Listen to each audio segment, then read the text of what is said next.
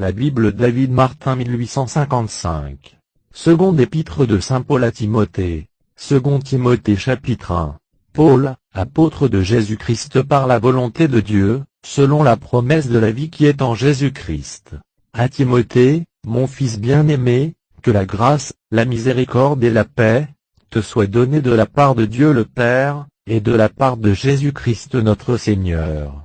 Je rends grâce à Dieu, lequel je sers dès mes ancêtres avec une pure conscience, faisant sans cesse mention de toi dans mes prières, nuit et jour. Me souvenant de tes larmes, je désire fort de te voir, afin que je sois rempli de joie. Et me souvenant de la foi sincère qui est en toi, et qui a premièrement habité en Loïs, ta grand-mère, et en Eunice, ta mère, et je suis persuadé qu'elle habite aussi en toi. C'est pourquoi je t'exhorte de ranimer le don de Dieu, qui est en toi par l'imposition de mes mains.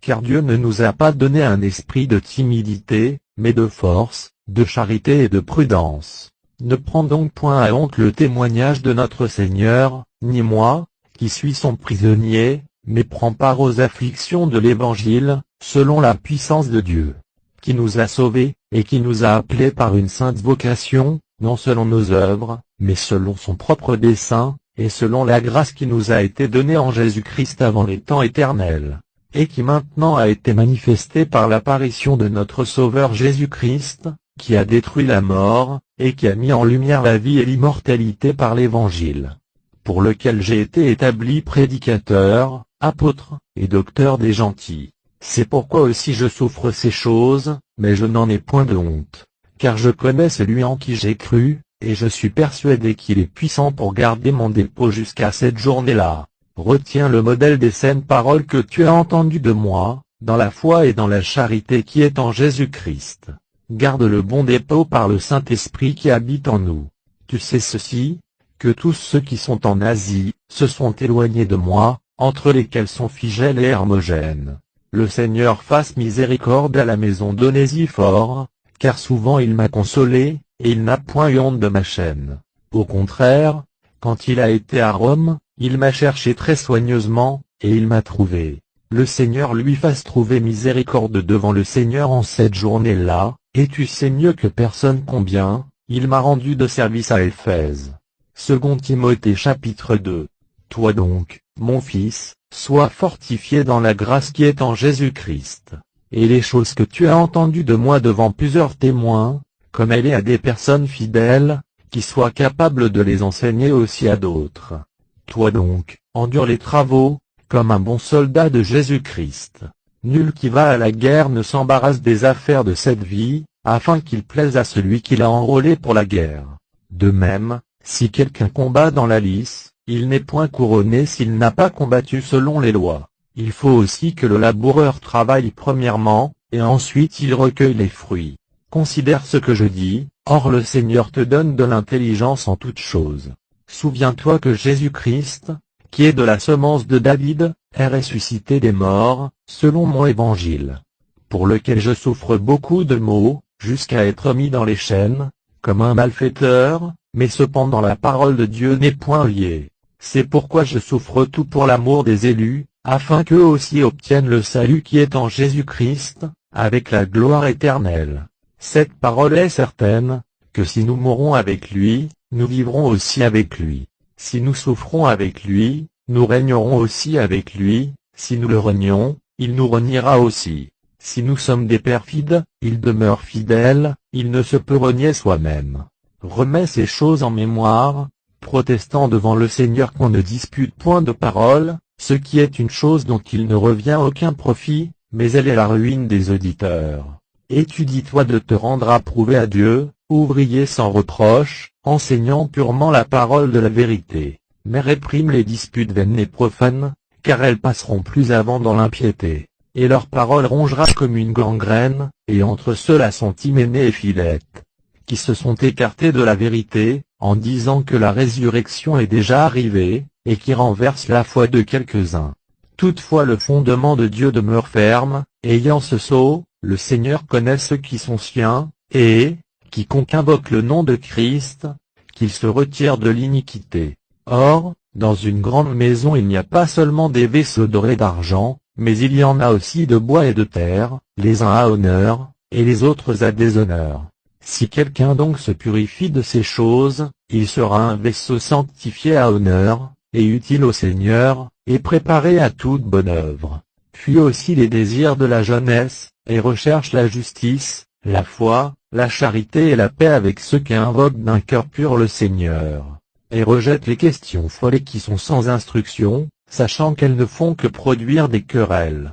Or il ne faut pas que le serviteur du Seigneur soit querelleur, mais doux envers tout le monde, propre à enseigner, supportant patiemment les mauvais, enseignant avec douceur ceux qui ont un sentiment contraire, afin d'essayer si quelque jour Dieu leur donnera la repentance pour reconnaître la vérité, et afin qu'ils se réveillent pour sortir des pièges du diable, par lequel ils ont été pris pour faire sa volonté. 2 Timothée chapitre 3. Or sache ceci, qu'au dernier jour il surviendra des temps fâcheux. Car les hommes seront idolâtres d'eux-mêmes, avares, vains, orgueilleux, blasphémateurs, désobéissants à leur père et à leur mère, ingrats, profanes, sans affection naturelle, sans fidélité, calomniateurs, incontinents, cruels, haïssant les gens de bien, traîtres, téméraires, enflés d'orgueil, amateurs des voluptés, plutôt que de Dieu, ayant l'apparence de la piété, mais en ayant renié la force. Éloigne-toi donc de tels gens. Or d'entre ceux-ci sont ceux qui se glissent dans les maisons, et qui tiennent captives les femmes chargées de péché, et agitées de diverses convoitises, qui apprennent toujours, mais qui ne peuvent jamais parvenir à la pleine connaissance de la vérité. Et comme Jannet et Jambres ont résisté à Moïse, ceux-ci de même résistent à la vérité, étant des gens qui ont l'esprit corrompu, et qui sont réprouvés quant à la foi. Mais ils n'avanceront pas plus avant, car leur folie sera manifestée à tous, comme le fut celle de ceux-là. Mais pour toi, tu as pleinement compris ma doctrine, ma conduite, mon intention, ma foi, ma douceur, ma charité, ma patience. Et tu sais les persécutions et les afflictions qui me sont arrivées à Antioche, à Iconie et à Lystre.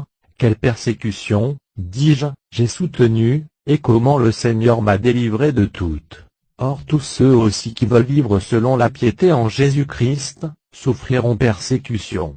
Mais les hommes méchants et séducteurs iront en empirant, séduisant, et étant séduits. Mais toi, demeure ferme dans les choses que tu as apprises, et qui t'ont été confiées, sachant de qui tu les as apprises. Vu même que dès ton enfance tu as la connaissance des saintes lettres, qui te peuvent rendre sage à salut, par la foi en Jésus-Christ. Toute l'écriture est divinement inspirée, et utile pour enseigner, pour convaincre, pour corriger, et pour instruire selon la justice, afin que l'homme de Dieu soit accompli, et parfaitement instruit pour toute bonne œuvre. 2 Timothée chapitre 4. Je te conjure donc devant Dieu, et devant le Seigneur Jésus-Christ, qui doit juger les vivants et les morts, en son apparition et en son règne.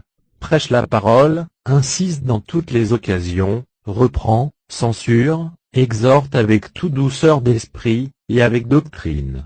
Car le temps viendra auquel ils ne souffriront point la saine doctrine, mais aimant qu'on leur chatouille les oreilles par des discours agréables, ils chercheront des docteurs qui répondent à leurs désirs. Et ils détourneront leurs oreilles de la vérité, et se tourneront aux fables. Mais toi, veille en toutes choses, souffre les afflictions, fais l'œuvre d'un évangéliste, rends ton ministère pleinement approuvé. Car pour moi, je m'en vais maintenant être mis pour l'aspersion du sacrifice, et le temps de mon départ est proche. J'ai combattu le bon combat, j'ai achevé la course, j'ai gardé la foi. Au reste, la couronne de justice m'est réservée, et le Seigneur, juste juge, me la rendra en cette journée-là, et non seulement à moi, mais aussi à tous ceux qui auront aimé son apparition. À toi de venir bientôt vers moi.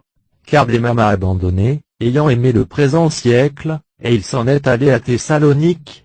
Crescent est allé en Galatie, et Titan Dalmatie. Luc est seul avec moi. Prends Marc, et amène-le avec toi, car il m'est fort utile pour le ministère. J'ai aussi envoyé Tychik à Éphèse. Quand tu viendras, apporte avec toi le manteau que j'ai laissé à Troas, chez Carpu, et les livres aussi, mais principalement mes parchemins. Alexandre le forgeron m'a fait beaucoup de maux, le Seigneur lui rendra selon ses œuvres. Garde-toi donc de lui, car il s'est fort opposé à nos paroles. Personne ne m'a assisté dans ma première défense, mais tous m'ont abandonné, toutefois que cela ne leur soit point imputé. Mais le Seigneur m'a assisté, et fortifié, afin que ma prédication fût rendue pleinement approuvée, et que tous les gentils louissent, et j'ai été délivré de la gueule du lion. Le Seigneur aussi me délivrera de toute mauvaise œuvre, et me sauvera dans son royaume céleste. À lui soit gloire au siècle des siècles. Amen. Salut Priscilla et Aquila, et la famille d'Onésiphore. Eraste est demeuré à Corinthe, et j'ai laissé Trophime malade à Milet. À toi de venir avant l'hiver. Eubulu, et Pudent, et Linu, et Claudia, et tous les frères, te saluent. Le Seigneur Jésus-Christ soit avec ton esprit. Grâce soit avec vous. Amen.